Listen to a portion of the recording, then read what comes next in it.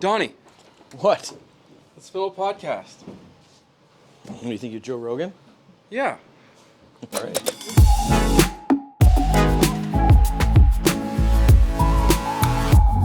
So what is this all about? Coaching. Okay. Yeah, I need help. Do you? I So- do need help, yeah. So what we're trying to do here is create a bit of a coaches community. There's obviously a lot of great resources out there on Instagram, YouTube, and everywhere else. But I thought we could maybe bring some coaches together, build something out, Yeah. talk about it. Yeah, maybe it gets... build some coaching, personal branding. Yeah, the Instagram stuff is good, but it gets, like, a little bit overwhelming. Like, you get this one tip here, and it's a 30-second clip. This other tip here, it's another 30-second clip. But trying to put a practice plan together around these little clips is proving to be difficult. Yes. So, as a new coach, longtime player, Mm-hmm.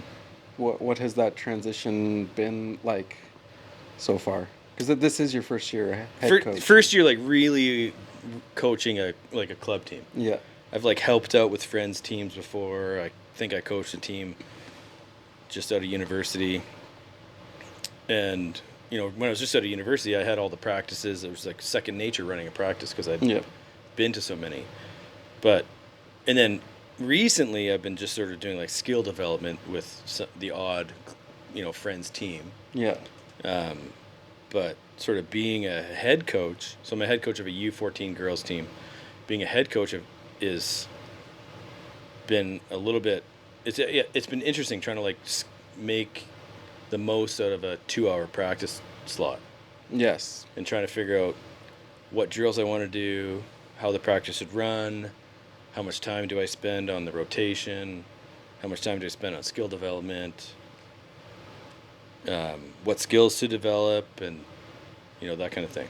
Yeah. So we've talked a little bit about this and through my years of coaching. Like there's more to coaching than just obviously the skill development and the Right. gameplay, right? Like there's the season planning, breaking that down into quarters. Right. There's obviously your practice planning, you know, and figuring out, you know, what type of athletes you have too.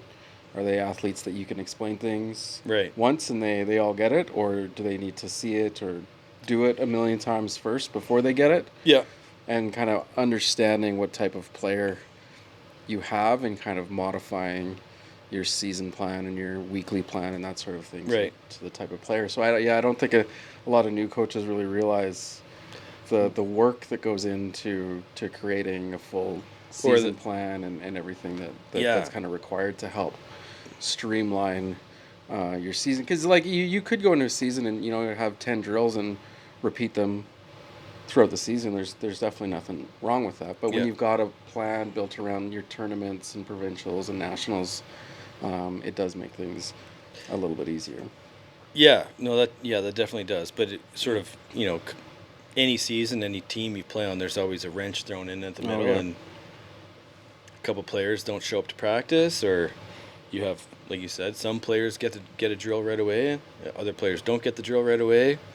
You have some players that are a higher skill level that, you know, I'm actively trying to, like, not ignore them. Yeah. It's sometimes it's easy to ignore the higher skill levels because, I do this one drill with this girl, she gets it right away.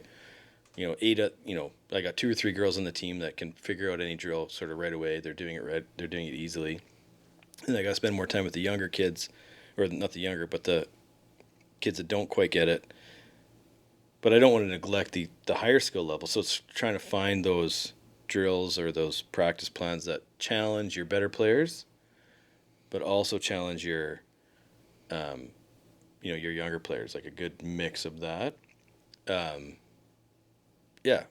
And then also, like, you're trying to not be this coach that's just like, oh, we're going to do this drill, this drill, this drill. You have to find time, which is one thing I'm kind of struggling with. They're U14 girls, but you know, building that team cohesiveness, part of that. So yeah, there's a lot that goes into the coaching a team, and there's a lot to think about.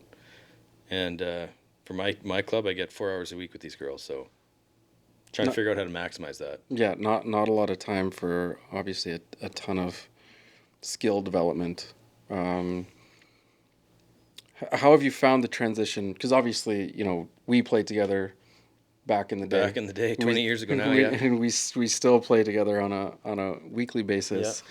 Do you find it difficult to go from just knowing how to do things and then trying to explain that? Like, how has that transition been from doing to now telling? Yeah, it's definitely interesting trying to, like I said earlier, some kids just kind of get it. Yeah. And some kids don't. And then, I, like you think that I'm going to go teach these girls how to set. I'm going to give them, a certain drill. They have this problem, so I'm going to teach them this. And then you spend 20 minutes of practice and none of them got it. So it's like that worked for me. So in my mind, it's like when that worked for me, and when I was young, I figured it out. I've explained that to other kids, and they figured it out. And then, sometimes they don't. Some of them get it, and some of them don't. But just staying consistent, I think, is what I'm trying to do with these girls. Yeah, and I think that's maybe one of the benefits of creating this coaching community is same thing as business and everything else. It's nice to have a group of like-minded people that you can kind of bounce ideas off of, because if you're running into an issue, another coach has run into that same issue either at the same time or previously, and have had some resources to figure it out. But I do, I remember when I first got into coaching, it was just like trying to explain it to the players. You're like, you just do it. Like this is what you do. Right. Whereas what I found, and one of the skills that I've gained over the years, is trying to lead with more curiosity. Right. So he's asking the player, like, how does that feel? Or, why don't you try this? And then get them to give you that feedback back. So there's like I find a lot of back and forth. But obviously with the younger kids, and they could be doing a skill for the first time, and they don't really know what that feels like. And I find as a new coach, sometimes as a player, like, you've played for how many years, right? Like, you've been on the court forever. You kind of forget. You kind of forget that what it was like to learn that skill. Yeah. For the first time. So I find kind of asking those questions. Where are they uncomfortable, and trying to push them in a way that's going to stretch their ability in that skill. And it's like, you've got your top end kids that are going to already have that skill. And then your bottom end kids, you need to kind of not rush them, but they need to get caught up to speed real quick. Yeah. In a fairly short time period. Yeah. And I think my particular age group, U14, that's sort of, there's a lot of that. Cause there's some girls on my team that have been playing 3 or 4 years. Mm-hmm. And there's some girls on my team that this is like, they made their high school team, and then they're like, volleyball's fun, so I'm going to try club, and they're quite athletic, so I got them on my team. But they, it's funny because tryouts can be insane in club volleyball, and then you pick this girl, she's on your team. I saw her for a couple hours, and then they get her at practice, and it's like, oh, she doesn't even have an approach. Yeah. So whereas half these girls I had on my team last year, so they mostly have an approach, but then a couple of girls are like, don't. So, but they're very physical, skilled. They have showed tons of potential. So just kind of breaking that down. But at that age group, I think me, U14, or my age group specifically, like, it's just totally fine to drill that skill back into them. Yeah. Even if they think they have it, they probably don't. Yeah, at that age, it's not like you're trying to break them of any bad habits. They really don't have any of those habits. So, like, kind of creating that good training mentality and getting them to think about some core ideas does make it a little bit easier. But yeah, I guess because you did tryouts how long ago versus your first practice? Like, what was the gap in time between tryouts and first practice? Tryouts were probably, it was at least a month between tryouts and our first practice. And tryouts maybe even more. And tryouts are stressful, like, not only for the kids, but for coaches too, and especially for new coaches. Like, I'm sure you had parents pushing and and other coaches, in your ear, did you find it difficult to make your decisions, or was it pretty easy? The it was definitely difficult. Just the way the club that I'm with, the way that it's done is like, and I get it. Like from an organizational standpoint, they wanted to have the team, everybody, all the players signed by the end of this last tryout. Yeah. They wanted to have the team completely made by the end of the tryouts, LOI signed, that the whole thing done. Which made it difficult because we made 3 teams, and I was responsible for, if you want to call it the A team or because I coached the U13s last year, so we had, and they signed all 12 or 11 of the 12 girls from the U13 to come back, but they didn't guarantee them what team they would be on. Uh-huh. So in the U14, they decided to have 3 teams. So then I had to be put in a situation where was I going to take the same team as last year, or was I going to take, the top 4, 5, 6? Yeah. And the returning players didn't come to the first tryout. They came to only came to the second tryout. Yeah.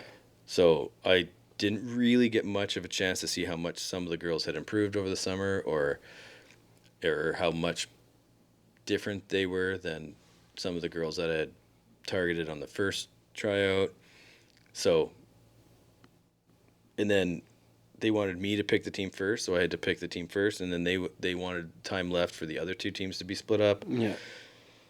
So yeah, gym times. I mean, it was just a sort of lack of gym time for this club, and they had to make a choice. So it was definitely rushed and crazy, but it's done. It's done. I've got the team I've got is the team I've got. I thought I had 4 setters because we're gonna probably run a 4-2. Yeah. And now I'm thinking maybe I shouldn't be running a 4-2 based on the skills I have. Maybe it would be better with a 5-1, but I'm not sure if the girls are smart enough to run a 5-1. So, yeah, that's lots of that's what I'm things thinking to about. But they also half these girls don't even know how to set. Yeah. So, and it's also interesting. Like the one girl I was telling you about, where she was like, I don't know how specific we want to get into skills, but it was interesting because I took the one girl on the tryout, and we had our first little team meeting after the tryouts. We had our team made, and I just sort of I had the girls introduce themselves and say where their skill development, where they played before and how much volleyball experience they have, and et cetera, et cetera. And one of the girls that I took that I had just sort of came to the tryouts out of nowhere, we asked her where she's like, I'd never played volleyball before, I just came. My sister played and all the girls were like, and I was like, what? You've never played volleyball before? She was one of the better girls at tryouts. And she was one of the girls where I realized, after tryouts, she doesn't have an approach. Yeah. But she's also one of the girls that's like, I told her she picks things up immediately. Yeah. Very coachable. She seems like she's very coachable. She's athletic. She gets it. And then just she was like struggling with her setting. I came over to her and I helped her with her setting. I gave her like one drill to do, like the 2, setting with the 2 fingers. Yeah. Classic, picked that up right away, and she like figured it out. And I was like, in the middle of the drill, I was like, okay, let's set. I called her to be the setter, and she was like, immediately. I'm like, well, now she might just be our setter. Yeah, that's it's so funny how you can kind of get into those situations and think a player's great at one position, and you're working on specific skills, and you kind of see that spark of their interest in another position, and to give them that opportunity, that is pretty cool. Just going back to the tryouts, what were your maybe a couple lessons learned or things you do differently next year at tryouts? Yeah, that's tough. Try to be. Yeah, this whole LOI situation and like having tryouts at the same time as other clubs that are in your same area, and just like managing when. And I was just a coach. I'm not the club director or anything, so I didn't totally understand the dynamics of if you give somebody an offer, they don't have to sign it. They can have like 4 or 5 offers, and then you have to hold a spot for them until that offer expires. Like all that kind of logistics of it, I didn't totally understand. Yeah. So, and then every club has their different policies, and so, yeah, I don't know what the best way to run a tryout is, but yeah, I guess you kind of see that with some of the clubs, and you know, being here in Alberta, it's, you know, kind of universal across the board here, and I kind of disagree with how early the tryouts are, because you're doing it essentially before even the junior high season even starts. the junior high season, I think they took a break Yeah, for a week so that the certain age groups could do the tryouts. and And you have 1 week. Apparently I think you have 1 week to do the tryouts. And all clubs are competing for gym space, Right. and they want to be the first ones to be offering these tryout dates and everything else, and it's definitely not easy to get it, and it's all. And right, and it's one of the unfortunate things is just the way volleyball works, or you know, I don't know if there's a way around it, but there's not really a good option for girls just to play volleyball. no, Or and kids just to play volleyball. You Yeah. have to make a team and play, you know, club volleyball. Yeah. Whereas if you look at hockey, it's like if you can be 13 years old and never play hockey before, And you can play there's a like team house for you. league or something. Yeah, there's a team for you to play. Yeah. That's not the case, and Well, I think it's one of those things where, you know, even since we played, the sport has grown so much, and you know, we've seen it with jump lead and everything else. Like the sport has been growing so quickly. It's definitely been growing faster than the facilities have been able to keep up. yeah, it's fun watching. You know, last year I did U13, and this year was obviously U14. But you know, it's fun watching parents that have never experienced volleyball before, just like see the excitement of you know, the 14-14 in the third set. Yeah. And, 15-14 in the third set, and there's that you can just Tension. the tension in the gym, where it's like, you know, we've been playing for years. That's just part of volleyball, right? Yeah. That's just part of the game. You have to learn how to deal with that. But like seeing the parents and the kids and understanding, like, and then winning one of those games and seeing the kids and the parents' excitement, it's, you know, volleyball, just the way the scoring is structured in volleyball is so fun. Oh, it's amazing. Yeah, I think, and I guess that's, you know, on the flip side, and I'm sure we'll get into this on later episodes, but, you know, just you know, coaching volleyball is so different just because of the scoring. You know, obviously, you know, trying to gamify as much as you can in practice. Yeah. Create that competition, just because of how the game is, and getting those players used to those, you know, 14-14 in the third set or the fifth set, right? Yeah. Knowing that you know, you need to bear down and have that ability to focus. And Having that ability to focus, and then as they get a little bit better, like, you know, it's not always the best option to just put the ball over the net. Yeah. Right? You see that girls, they're nervous. Last year we taught that, you know, you'd see a lot in triple ball. Girls would get nervous. So triple ball, you get a free ball, right? Yeah. And the girls would be like nervous, and the free ball would come over, and then they would just pass it right back over to the other side of the net. Because they're like, well, they're just going to screw up. Yeah. So then coaching them to be like, well, no, that's a bad habit. To just try to like have, if you have that attitude of like, it's, you know, it's a close match, and if I'm going to be timid in this situation, that's not going to work out for anybody. Well, and at that age, like, and I'm sure, you know, you saw it last year, and you probably went through it as a player. Like, there's always that a bit of a fine line between winning and teaching good habits and good skill. Mm-hmm. And for them to know the difference of, well, yeah, you can do that to win, right? But that's not always going to be the case, right? It's going to be different in U14. It's going to be different in U15, and so on. Yeah. So like kind of teaching them that, like, you know, like, you want to control the play, you want to be able to put in a good ball, right? And knowing when to be aggressive, and like, you know, you try to teach them to be aggressive, and then they get like a terrible set, and then they have no approach, and they just swing as hard as they can. It's like, well, no, I did tell you to swing as hard as you can, but what I meant was in this situation, if you have a good set and a good approach, then you swing as hard as you can. You know, if the set's not there and the pass isn't there, I want you to be aggressive with whatever you have the ability to do. I don't want you to just put a a free ball into the middle of the court. Yeah. I want you to put a free ball deep in one of the corners, or be smart with your shot. Yeah. But one of the beautiful things about volleyball is that you have to make that decision in like a second. Yeah. So teaching these kids to be like, oh, I have to make this. I'm going to be aggressive. I'm going to be aggressive. Oh, I'm not going to be aggressive. Now where do I hit, or where do I put the free ball? What's my coach told me to tip to the tee line? Maybe he told me to tip to the pot.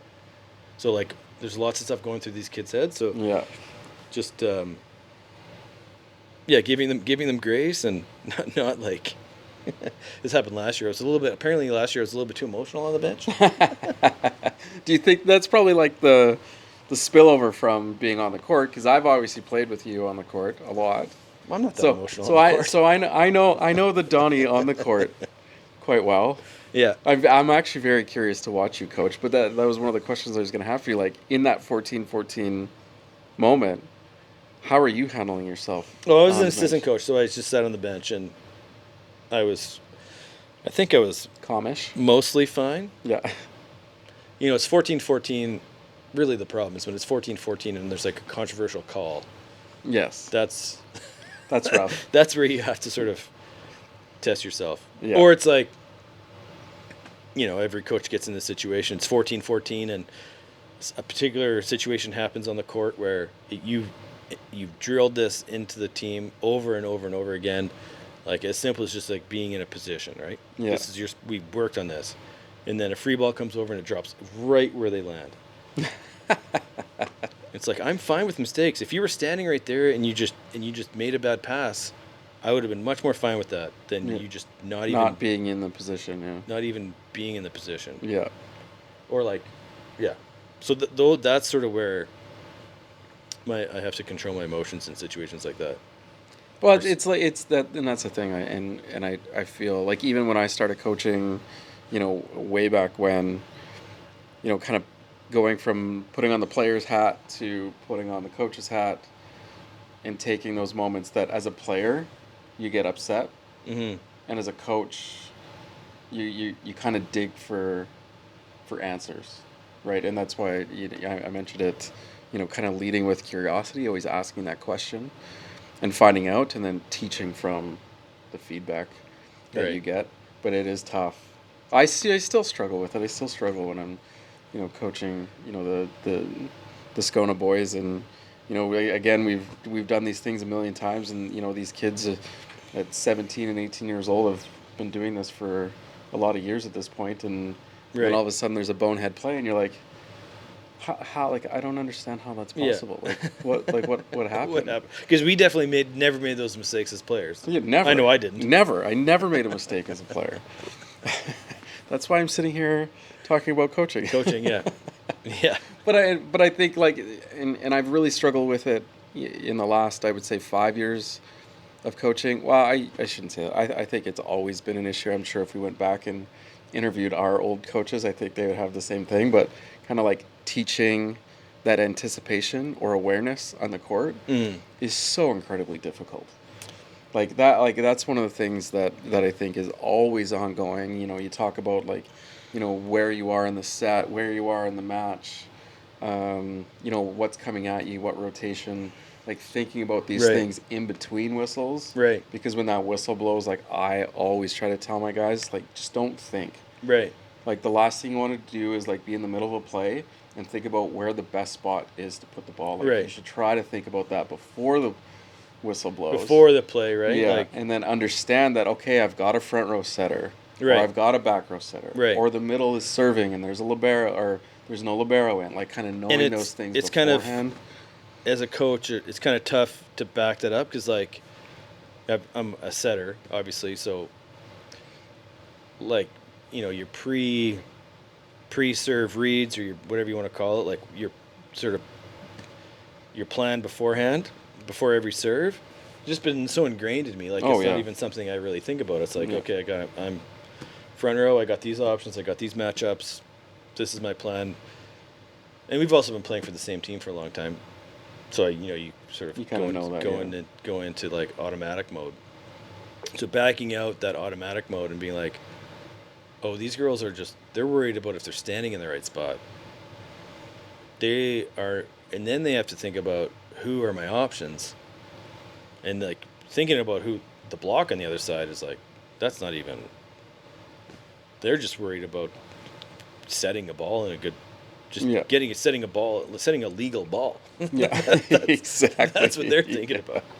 And that's the thing. I've coached the U13s and 14s in the past, and all the way up to the college and university level. And at every level, it's still the same conversations. It's just how quickly do you see that progress? Right. How quickly can you make that change?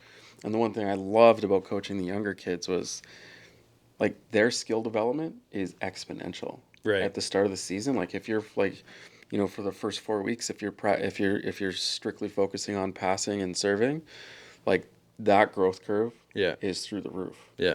But now if you're on, coaching a college team and you're introducing a new skill or a new concept, it might be small and you might not see that until, playoffs. Right. Like you kind of work on it all season to get an idea of, what's working and what's not working. And I'm sure our producer Koof, where is he?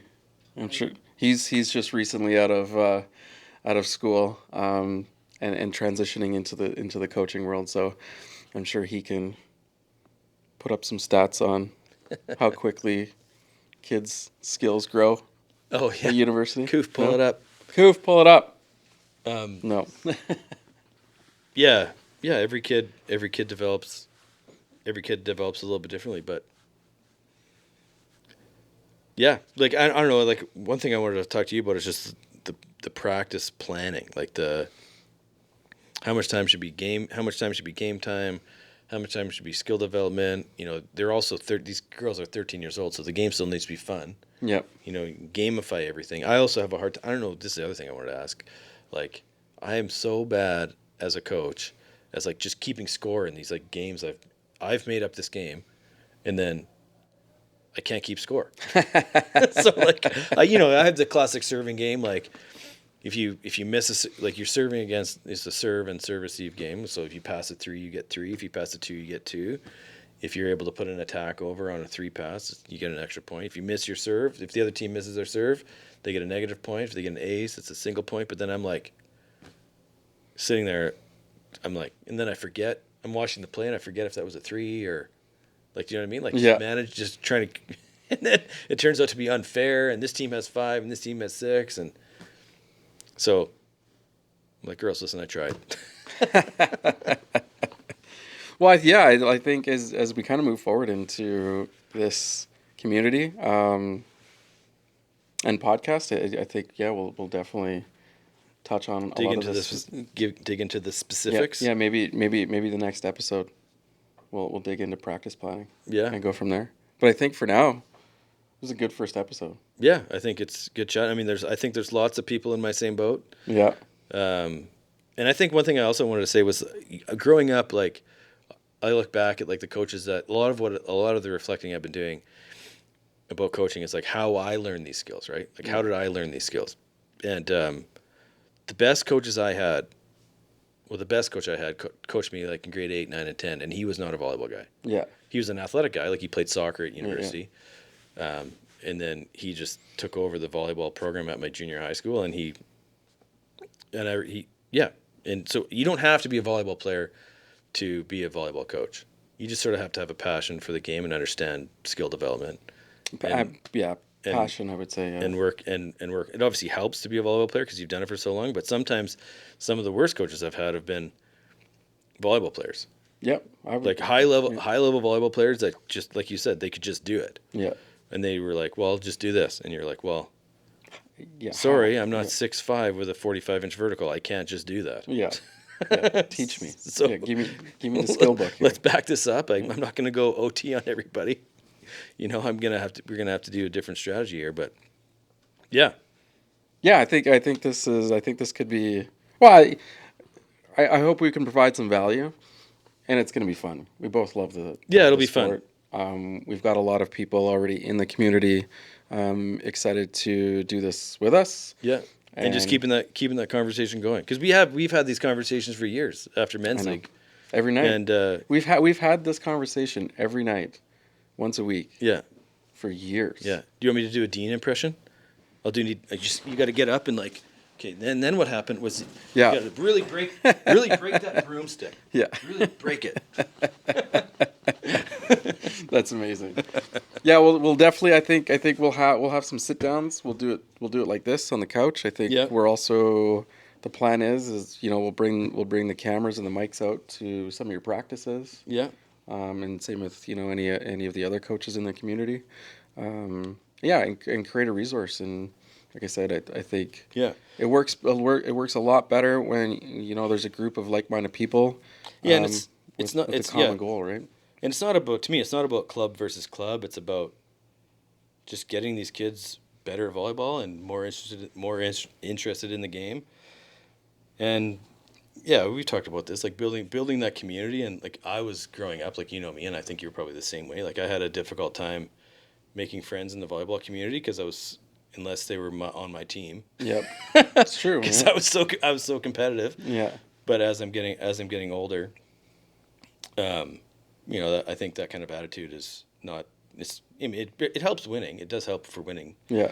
But it doesn't necessarily always help to carry that outside the court. Yes. No. I would totally agree with that. Like I said, I think, having that community and people to rely on and share resources is only going to make the sport better. Yeah. It's going to make for better athletes. Yeah. Who knows? We might become popular with the athletes. Maybe better athletes, better coaches, and yeah, it'll be fun. So let's find out a little bit more about Donny Peters. Sure. So why don't you give a little bit of background on your playing career and. Well, how far back do you want to start? I guess it's coaching, so we can start at our development, I guess. I mean, when did you start? Maybe even talk about maybe some of your grade 6. So I would have started in grade 6. And sort of preface, just going forward, I never played club volleyball. Growing up in a small town, Penticton, I never thought it was a small town, but it's a small town. People tell me it's a small town. Yeah, it's a small town. I graduated. My high school had 500 some people I graduated with in grade 12, and people tell me that's a small town. That's not. Meanwhile, I went to the biggest high school anybody that I talked to, and it's also a small town. So, anyways, started playing volleyball in grade 6. Just grade 6, try out for the school team. Yep. Made it. What age would that make you? Grade 6. Yeah. It's gonna make me sound silly because I should know that because I have. Multiple kids through that, but can you do the math on that? We're gonna have to edit this out because I think grade 6 you are like 11. No, it's 11. Yeah. Yeah. So we don't. You start school when you're 5. So if you're in grade 6, what? No, when you're in grade 8, you're 13. Driving grade 9, so 16. You don't have a mic, so nobody can hear this. Yeah. Anyways, let's. Great. With subtitles. His subtitles. Shut up. Anyway, sorry. Anyways. Not to completely sewer this. Started in grade 6. My school was elementary school, went to grade 7, so it was a grade 6 and 7 team. So I played on that, 2-month season in grade 6 and grade 7. And then switched to junior high so my junior high was grade 8. The school was grade 8, 9, and 10, so they had a grade 8 team and a grade 9-10 team. And one of my earlier volleyball memories was grade 8 tryouts, and they lined us all up on the attack line and taught us the approach. And I was like, what is this? What are they trying to teach us? I know how to jump. And then they taught us how to jump, and I somehow magically made they had like a grade 9 team. They needed a couple extra grade 8s, and I somehow made that team, the grade 9 team. I remember that. So I was like, oh, maybe I'm, there's like 30, 40 kids at this tryout, and they picked 5 or 6 kids to make the grade 9 team, and I was one of them. So I was like, oh, well, maybe I'm good at volleyball. Because previous to that, I was convinced convinced I was going to the NBA. I was going to the NBA. I don't think I knew that about you. I didn't know you were in grade 6 basketball kid. No, yeah, I realized pretty quickly after these ambitions that there was players in other schools that were much better than me. But in elementary school, I didn't have that realization. I just thought, I'm better than that. I'm better than everybody on that team. Better than everybody on that team. But then, as soon as you go outside of the small town Penticton, you're like, oh well, that basketball team from Karamias has 3 better players than I am. Karamias is smaller than Penticton, so. So yeah, volleyball wise, played on that team. Didn't become a setter until grade 10 when a kid moved away, and the coaches just decided to put me in as a setter. And yeah, basically from grade 10, I became a setter. In grade 10 year, we won provincials in the junior high provincials. Grade 11, we had a good team at Penn High, so we switched schools that's when Penticton had one school. So I played grade 11. We had a good team. Didn't make provincials. Lost to you. Yeah, you did lose to me. You guys made provincials, but we didn't. Yep. And another one of the core memories is on the drive home from. We had to like play some last elimination game to make provincials for grade 11. It was like the last team that was going to make it. Yep. And we had to drive up north to play one game. Yeah, like Williams Lake or something. Yeah, we had to. Yeah, we something did something like that because yeah. we came third in the Okanagan. Yeah. And then we had to so we drive up, play this game. We picked, apparently, I don't know how much detail we want to get into because bringing up some trauma here. But after the fact, I found out that they could have picked a neutral site to play this game. But our coaches decided, no, we'll drive up to you and play during lunch hour in your home school. Oh, that sounds fantastic. And I also remember this. I also remember this because it happened on my birthday when we lost this game. But then I remember on the drive back, after we kind of came down, like some of the grade 11s got together and we were like sitting on this long bus ride and we're like thinking about the team we're gonna have next year and we're like, we're probably not gonna lose a game. And that is pretty much what ended up happening. So in my grade 12 year, we essentially ran the tables in all of BC. Like we dominated. I think we lost 2 games and we avenged both those games shortly after. And yeah, so then from there, I went to Briarcrest because I had some family there. So I played 2 years at Briarcrest, and then after my 2 years at Briarcrest, found a wife. So my job there was done. Yep. Good job. Yeah, thank you. And then went and played at 1 year in Kelowna. Had a fantastic coach that Shamus and I both.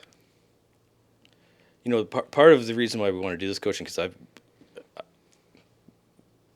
we both have trauma from this coach in Kelowna. Yes. I enjoyed the athletes. Oh, I enjoyed the athletes, and honestly, he was a great guy. I really did like him as a person, the coach. Yes, I would agree with that. He was a great guy. To this day, great guy. He was just a little bit too old school in his coaching techniques. Like he was the old school, run you till you puke and tell you that you're terrible. He would take legitimately, a friend of mine. I'll name names. Ian Simpson. We should get him on. We should get Ian on. We should get Ian on. He coaches. Yeah, Ian, when you're listening to this, Ian, give us a call. Come on. I remember because he was my I played with him at Briarcrest, and we were roommates in Kelowna. I lived with his parents and him, and he legitimately took Ian out back and reamed him out. Yeah. Like he took him behind the curtain during a game, and I think it was during a game, and yelled at him. And we're all just thinking what? And I had players. Again, this is whatever. Whatever. I'm just gonna say it. I had players coming from other teams being like, "How do you deal with this guy?" Oh yeah, yeah. It's like trauma. I legitimately I quit volleyball because of this guy. For 1 year. Came back and played men's league in Edmonton, but yeah. Yeah. It was 6. What are you doing in the middle of a game? Yeah. 6. What are you doing?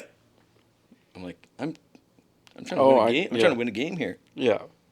Yeah, and you quit halfway through. Yeah, and it was a disaster. It was a disaster. Like that was the year that I tore my Achilles tendon. No, you were coming off. I was coming you were off. recovering. That's right. I was coming You off. were recovering it was from your year Achilles tendon. before that. Yeah, that's right. So, the year before you got there is the year that I tore my Achilles tendon. Yeah, And so then you I were came coming back. Yes, and that was a rough season. The season before and that season were rough. Definitely rough seasons. Yeah. But anyways, yeah. So then I played. I'll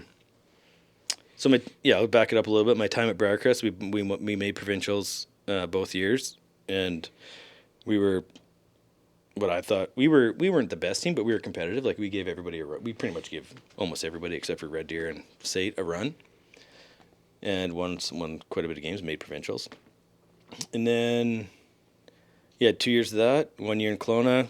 That was a fun year overall with that one coach, and then moved back to Edmonton and got a call from a friend of mine's brother, Dean, and had a spot open on his men's league team and been on that team for 18 years. It's so crazy.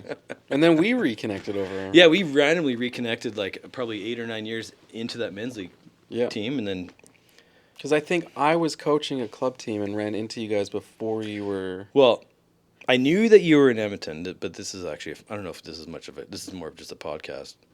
Yeah. We can transition into the actual coaching stuff. But I remember we picked up Connor on our men's league team. Right, yeah. And I knew that you were living in Edmonton, but we hadn't really reconnected. We hadn't really connected for a long time. And then we had picked up Connor Reeves. He was playing for Concordia at the time. His season had ended.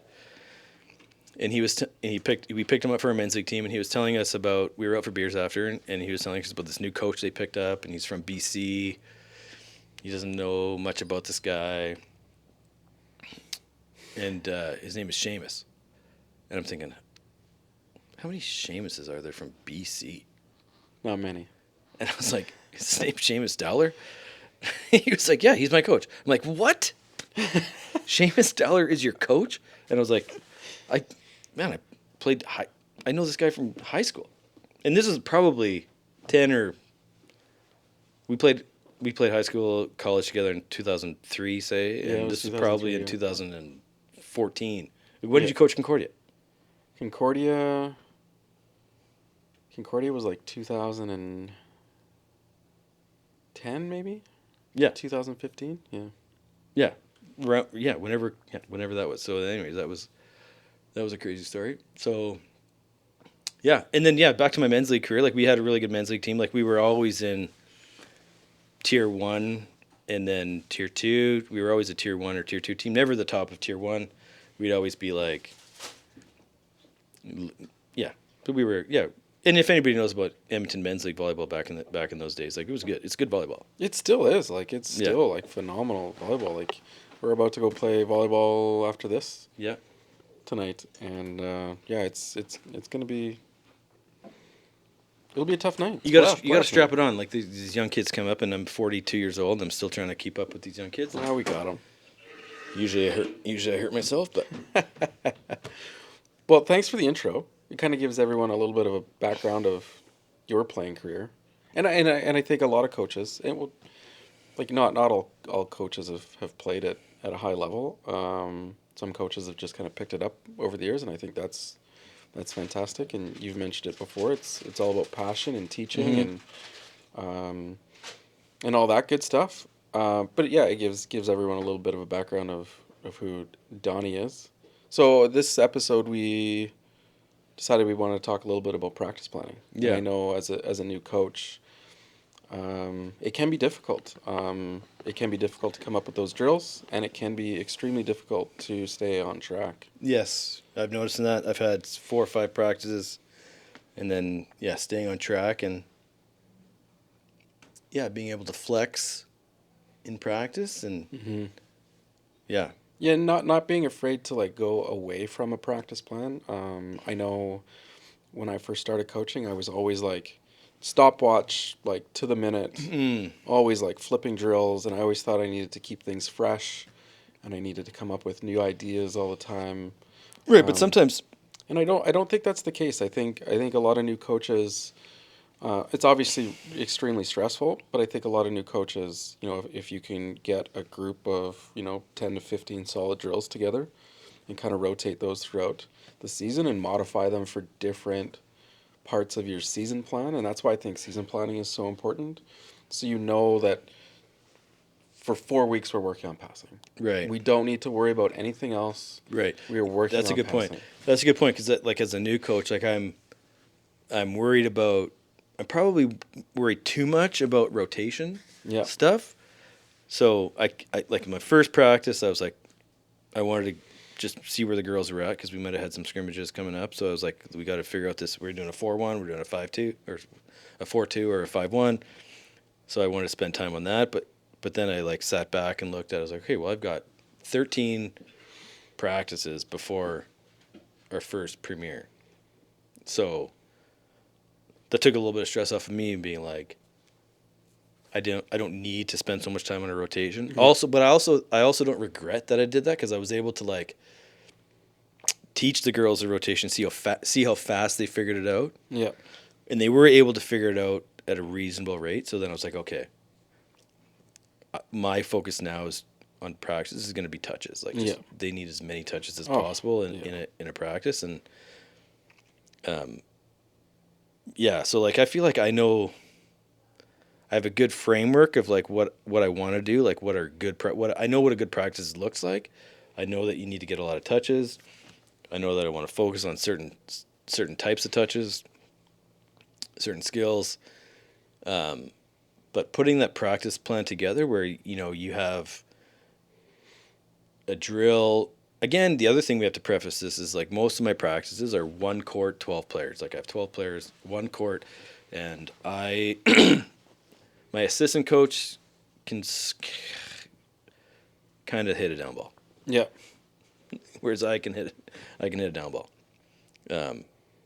So that's kind of the preface. I think it's a little bit different if you have two courts and you can separate and you have lots of assistant coaches and all that other stuff. That's different, but it does make life difficult. That is for sure. Yeah. But yeah. So.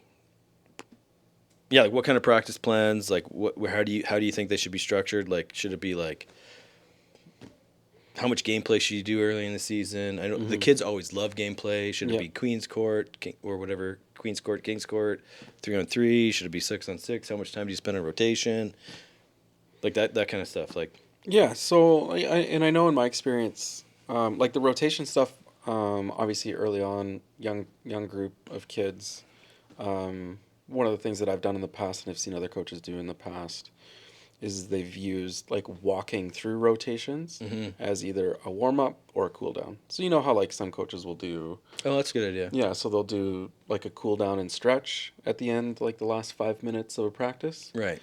So instead of doing, they walk around the court and do their stretching, you get the kids to kind of take their shoes off, kind of relaxes them a little bit, and then you just do both sides. You'll just do rotations, and you're switching for 5 minutes.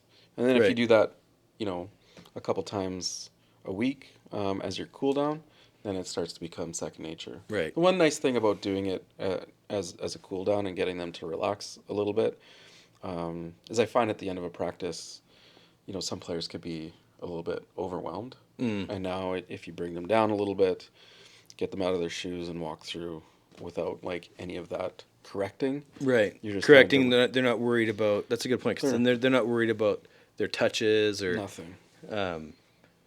So then they get to end the practice as like they're still thinking. They still have to think. Yeah. But they're not worried about like any ball touches within the rotation. We can just walk through it. So that's a great idea. For every the last 5 minutes of every practice, you can do a walkthrough of your rotation. Yeah. So instead of just taking their shoes off and just as the other thing I don't really do as a coach is cool downs, which I probably should. I don't know. I just feel like anyways. But yeah, sometimes it can be on their own too, but no, but that's a great idea just because it's an important thing to do, and they can get the stress of actually playing the game. Yeah, don't have to and worry then especially at my age, you get some whatever you want to call it, drill killers where. Yep. I'm going to serve the ball into the net 6 times. Yep. While I'm trying to teach you the rotation. Yep. I like the walkthrough. I think it's great. I used it. Well, heck, I used it even helping Jeff on the sitting team. Like we would go through basically dry run plays. Like we would pretend to pass, pretend to set, and run through dry plays the first few times if we're doing something new. Yeah, I think that's something you forget as like a really experienced volleyball player. Like we've just been playing for so long. Like certain plays are just like second nature. But at the end of the day, when you think about a game, you only get a perfect pass a handful of times, really. Oh yeah. So like kind of going through that more like visualization and like taking the ball aspect out of it, you'll find and again it's different. It's different now, and it's different with every team. Every team's going to react a little bit different, but you'll find if you do that for the next 2 weeks, and then you introduce some of those drills into a practice, you probably won't have to say too much. Right. Because they've already done it, and they've done it without a ball, and now they don't really need to think about it. They know where to it. stand, and they can just take that out of there. Yeah, so you can go right from like serve-receive rotations to serve rotations, do their switches. Yeah. And all of that, and you could do it pretty quick without a ball. Yeah. Which is definitely nice. Yeah. But one of the things, as new coaches, and you'll start to kind of build on that. It's just your coaching philosophy. Obviously, as a player, you've got your own set of, values and that sort of thing. But as you get into coaching, you're going to start to bring some of, your kind of philosophy into like for me, I know mine is skill development. I know mine is breaking down those skills and learning them right from where our toes should be on the court all the way up to right. The thought process behind things, and you're very cerebral on the court, and I find guys like you, like setters, can sometimes have a hard time articulating what they have in their brain into like actual like on-court skill development. Right. So it's just it's definitely going to take you some time, but that's where I think like planning out your practices is going to be helpful, and then just knowing that okay, I got this practice plan broken down into 30-minute chunks, and just know that if you're seeing really good success with one drill, not being afraid to cut that next drill and just doing that drill. Just continue to do the drill, yeah. Or if you see them catching on to a drill. Yeah. Like maybe it took them 10 minutes longer to catch on to a drill, and you planned it for 20 minutes, but maybe you should just let them continue to do that drill. Exactly. Cut out the next one. Right. Make some notes in your notebook on what you saw and why you think that may have happened, because then you can now your practice plans should be fluid. Like you should know at the end of a practice, okay, this drill isn't working, we'll try it again and see maybe it's something we pick up later in the season. Right. Maybe it's a little bit too advanced right now or something like that. But the other thing too is like you should always have your your first 15 minutes. I would say should always be the same. So the kids get into the gym. We do that. Yeah. And they know what they're doing. Like their shoes are on. They're doing 3-touch pepper, or they're doing 4-man pepper, or they're doing whatever they need to do. And then you can kind of change it up. After they've done a few minutes of pepper, or ball warm up. You can get into some short court or some stuff that gets the blood pumping, and then kind of move into the blood pumping, and you kind of have to think about what if you're going to go into hitting right away, you should have a warm up with shoulders and that kind of thing. So but a lot of stuff, especially at that age, if you want to focus on maximizing ball touches. So that's why I am all about ball control. Yes. And if like the 3-hit pepper where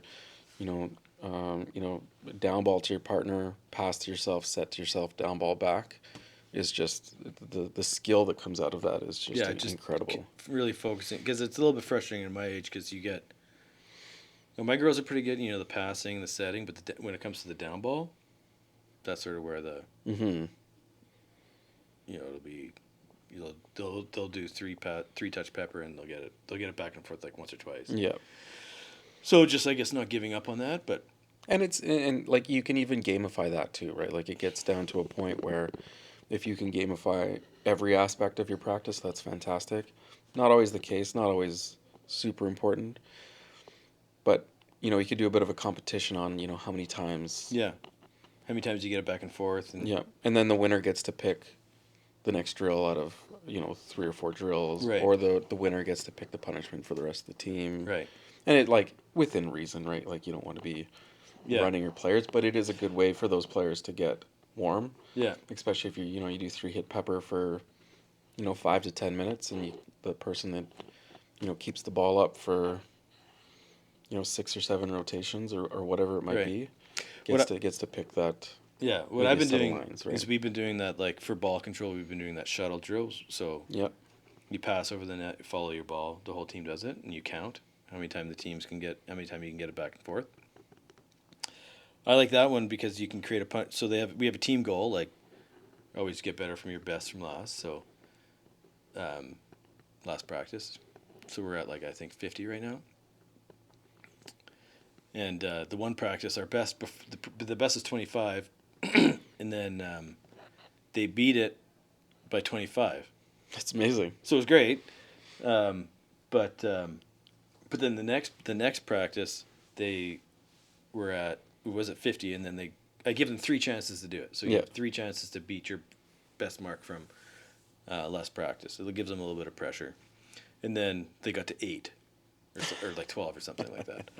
So instead of previously, I was making them do a push-up for every one they missed, but then I was like, they only got to 8. So then just a 1 second plank.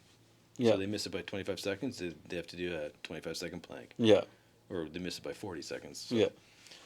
So yeah, you can flex the. Oh yeah, and like I did that, like one of my goals. Strength. Like, yeah, like push-ups is definitely a good one. Like tuck jumps, another one, just to get that blood pumping and increase that vertical. And I know a lot of players hate that, but it is, you need it. Like you need. No, you need that, especially with the girls that I'm coaching, the age group that they have. I had one coaching tip that I just did, and it was for serving, overhand serving. I got they're 13-year-old girls, so I got some girls that can serve it out the back every single time. They're super strong. I got some girls that do an overhand serve and barely get it over the net. Yeah. And it's just their core strength. At that age, it's just their core strength. Like and some of them, it's not even their core strength. It's just they're not engaging their core when they serve. Oh yeah. Well, and that's the thing. Like they don't know. They don't know where their feet should be. They don't know where the ball should be tossed. Right. And like you compound that with lack of strength, and it's just a disaster. Right. Yeah. But all I did was telling them to engage your core. Yeah. Our serving percentage probably went from like 40% to like 80%. Yeah. Just with me telling them to engage their core and be in balance. So I walked around and I was trying to push them all over while they were serving. And they were all like had to take a big step. As soon as I told them, like, I may, you're going to serve, I may or may not push you over. I might push you over, I might push you, I might not push you, but I want you to serve. Yeah. They all went in when I didn't push them. But they were ready for me to push them, and then that tenses up their core. Yeah. And it was to see those results was. Well, it's just like that, and that's so good for you to recognize that, like so early with them. But like seeing that, explaining it to them, again, one of my big things is kind of leading with curiosity, and either asking them or asking yourself, okay, like I'm not getting the results, so like what do I need to do? Right. Right. Do I need to ask that question to the players? Do I need to go back and do a little bit more research? Right. You need to come to the Hey Coach community and ask some of the other coaches. Right. Just being open to different ideas. Yeah. Either from the sport of volleyball or from other sports, is just key. So like as a new coach, I think you got to give yourself a pat on the back for trying something a little bit different, right? Yeah. And getting into that. One of the questions you had was about that gameplay in practice and how to keep score. Yeah. Yes. I'm terrible. at it as well. Well, I ended up just telling the girls they have to keep their own score. So that is the trick. That is the hack of this podcast. Involve the kids as much as you can. Right. Whether it's having them run the drills, and I know it's a little bit difficult at U14, but if it's possible, having them toss balls in, having them toss free balls in, whatever it might be, having them keep score, and then if they don't keep score, there could be a punishment to that. Right. Because as a coach, your goal is to be you want to be watching those ball touches, you want to be watching the strategy, you're watching a million different things in practice. The last thing you want to be doing is either flipping cards, or trying to keep score in your brain, 'cause it just doesn't happen. Yes. I do not have that capacity in my brain to do that, so it's always that is a player's responsibility. You definitely see the kids engage way more when they're like keeping score. Oh, 100%. And again, it's about gamifying it and having that competition where, you might have a few kids that are good at keeping that score, but you'll also see that competition in there too where, maybe they got the score wrong and then the other side's like, no, that's not the score. That's not what I got. Right. But that little banter back and forth between sides, oh, I love it. Yeah, I know you love that. we could get into some of those stories later on too, but it's hard teaching that competition. Right? It's hard teaching that drive to win. Yeah, and I think if you can do it early, with these kids, it's so good. And obviously, you get to a point it can be a fine line. You don't some want kids have to it be just dinks about it. Yeah, right? that's probably a whole other podcast. Really, is that because I've played with guys that are super competitive, and then I've played with guys that are all kind of nonchalant about it, and some of the guys that are nonchalant about it are fantastic. They get kills and points, and sometimes for me, I can get too competitive or too fired up about I don't know what. Yeah. Sometimes. And that's another podcast. It can affect your game, and it can also affect your game positively. Yeah. But then every player has a line. You got to find that line as a player, and probably as a coach where that line is that fires up your team, and where that line you can go over that line. Yeah, and that's the thing, especially as a coach too. The one thing, I remember this early on. Was transitioning from playing to coaching. I had a hard time in some of those fiery moments, either a bad call or the team's not playing well, or you're trying to pump up the team to kind of make a push within a set or in a match. And one of the things that I really found helpful to me, I was at a coaching conference about it, and the coach was talking about how you kind of have to switch that narrative in your brain of as a player, you're this is me, I'm the one executing, to on the coach's side, it's about the players. So being able to find the right buttons to push in that situation and a practice too. A player might be having a down day, and it's not about you as a coach kind of pushing them, but finding the button you need to press within that player to get them. Yeah, and that's where the one thing we haven't talked about yet is that's the relationship side of it, and getting to know the players and gamifying. I think that gamifying everything and seeing who wants to banter and who doesn't want to banter, and how you perform after you banter. Yeah. How you perform. Yeah. So that's a good point. Yeah. So kind of going back to that practice planning aspect of it. In your practices so far, do you post your practice plans? No, but I've done a pretty good job of not winging it. So I've done a pretty good job of writing it down, having certain drills, focusing on certain things, and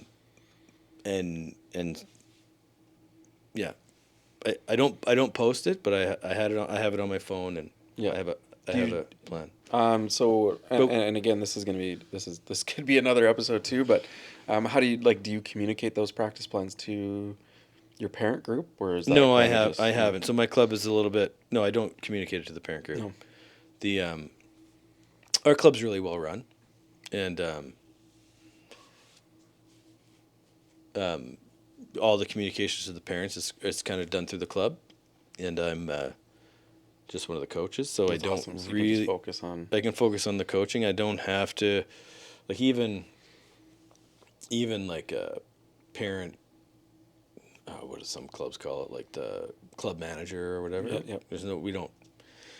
The club just does it. We don't really need a club manager, because the club just does it all. That's awesome. That's so nice to have. We'll need help during like tournaments and stuff, but Yeah. I've got lots. I mean, the parents they're all pretty good. So, as far as I can tell,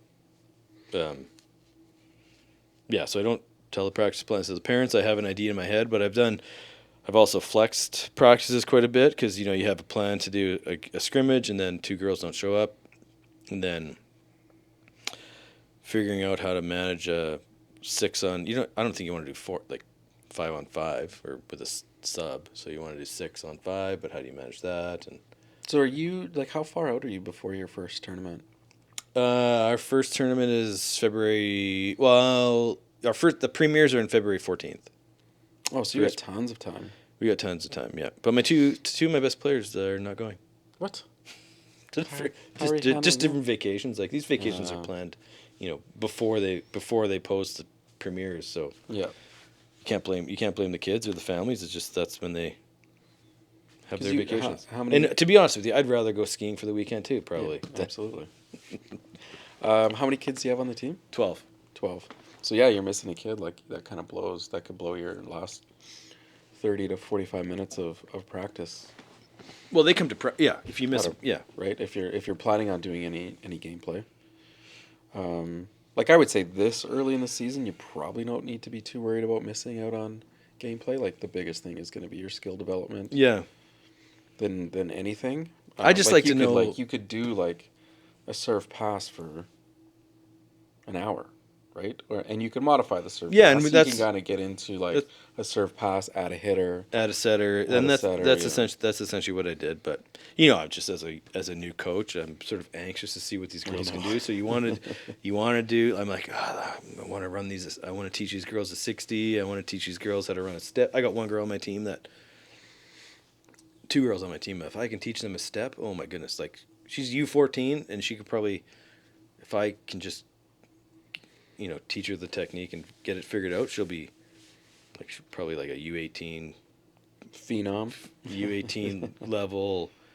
She's physically a U18. I helped Jeremy's team coach, and this one girl on my team's could be on. She's physically as strong as all of those girls. That's amazing.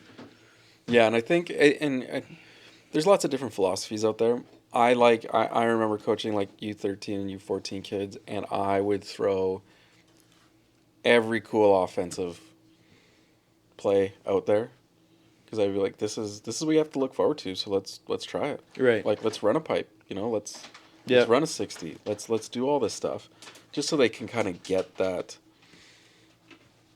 Yeah, that curiosity or that interest or that drive to really succeed at something, or a spin serve or whatever it might be, right? Oh, all these girls want to do a jump float now. Jump floats weren't even a thing until I was in college, and then now these 13-year-old girls are all wanting to do a jump float. Yeah, I think it's really cool, and I think even leaving some flex time in your practice plans to do that.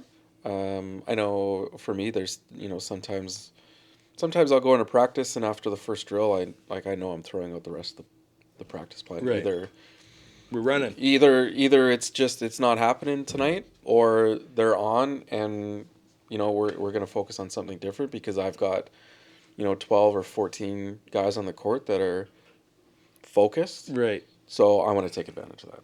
Right. So then we work on some things either for the week ahead or something that maybe was planned for a few weeks down the road. But for me, I can't stress enough the importance of that season plan, and then you're having your kind of framework of a practice plan, and then plugging things in as you need to. Yeah. That's what I think that'll be my next step. I got to sit down and really make a.